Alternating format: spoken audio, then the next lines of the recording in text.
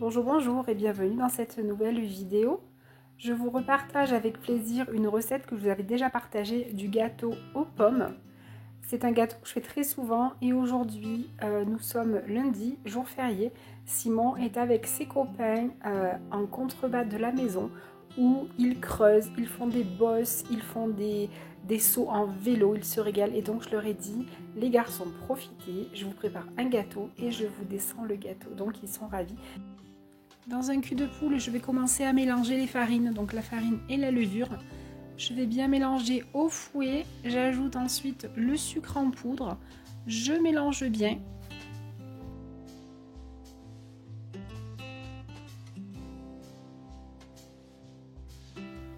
Je vais ensuite ajouter les œufs. Alors les poules de mes parents ont décidé de faire grève, donc ce sera des œufs achetés pour ce gâteau, ce qui fera très bien l'affaire. Je mélange bien les œufs avec les poudres et je vais voir qu'il va falloir rajouter l'huile car j'ai de plus en plus de mal à mélanger. Donc j'ajoute l'huile. Je peux également rajouter une pointe de lait si je vois que l'huile ne suffit pas et je mélange bien pour obtenir une belle pâte qui forme un beau ruban.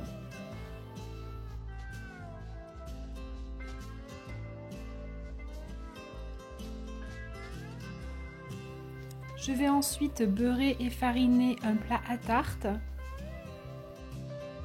Je fais très souvent ce gâteau et l'avantage c'est qu'avec cette même pâte, on peut le faire à toutes sortes de fruits.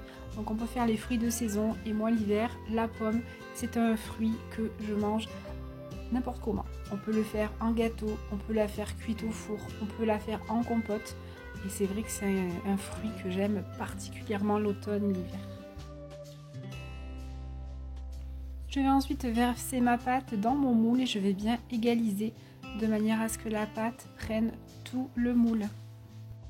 Alors même si on a l'impression que la couche est très fine, ce n'est absolument pas grave parce qu'avec l'effet de la farine, le gâteau va lever. Donc c'est absolument pas grave même si c'est qu'une fine couche. Je vais ensuite m'occuper de mes pommes que je vais évider avec un vide-pomme. Je vais éplucher et puis je vais les couper en petits cubes. Alors en général, je les coupe en lamelles bien fines, bien propres comme pour une tarte. Et puis là, j'avais envie de changer. Je me suis dit, je vais faire des petits cubes. Ce sera très pratique et ce sera un petit peu moins long aussi. Même si j'ai du mal à apprécier à rentrer dans les saisons froides, comme l'automne ou comme l'hiver, c'est quand même des périodes que j'aime beaucoup pour la chaleur du foyer. On retrouve une certaine atmosphère à l'intérieur des maisons. On recommence à cuisiner, de la cuisine plus gourmande, de la cuisine réconfortante. On rallume le four. Il y a une certaine atmosphère dans la maison qu'on ne retrouve pas l'été quand on va manger plus des salades, on va vivre plus à l'extérieur. Et rien que pour ça, j'aime cette magie du foyer, ce cocon de l'hiver, de l'automne. Les températures ont bien chuté chez nous. Depuis ce matin, on a la neige sur les hauteurs de la ville. Alors bien sûr, nous, on a toujours les pieds au sec, mais on sent le froid. J'ai eu froid toute la journée, les pieds gelés. Et c'est vrai que moi, quand la neige arrive, je le sens. Et voilà, autant j'apprécie, autant j'appréhende pour les routes et tout. C'est pas très agréable, mais voilà. Allez, revenons à notre gâteau. Je vais ensuite mettre tous les petits morceaux de pommes que j'ai sur ma pâte à gâteau. Alors, j'hésite pas à en mettre parce que c'est ce qui va le rendre fondant et moelleux. Donc, j'en mets bien. Et puis, je vais rajouter quelques noix de beurre pour le côté un petit peu moelleux à la fin de la cuisson.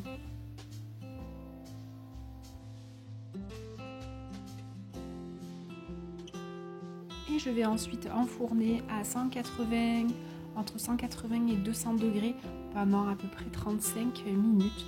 Et à la fin de la cuisson, c'est un gâteau qui sent très bon. Je vais le découper. Alors, il s'est découpé pas très facilement parce que je n'ai pas attendu qu'il soit bien froid.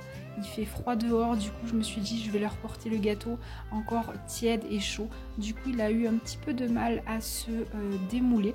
Mais le soir, Simon m'a ramené l'assiette toute vide. Donc même si c'est un petit peu déstructuré, ça n'a dérangé personne. Voilà, j'ai ensuite déposé donc les morceaux de gâteau sur une assiette pour éviter de descendre le plat, parce que le plat est lourd et puis je sais jamais s'il va remonter ou pas. Et puis je l'enveloppe un petit peu à l'ancienne. Vous savez, moi je marche un petit peu à l'ancienne, je suis pas très... Donc j'ai enveloppé la tarte dans mon torchon et je revoyais ma grand-mère qui enveloppait le goûter de mon grand-père quand il était au champ, qui gardait les brebis et que je lui portais son café avec ses petits gâteaux emballés dans un torchon et dans un petit panier à nosier. Voilà, voilà des petites saveurs d'enfance qui me font du bien et quand j'y repense tout simplement. Voilà, j'espère que cette petite vidéo vous a plu, que vous avez passé un bon petit moment avec moi. Je vous souhaite une bien belle soirée.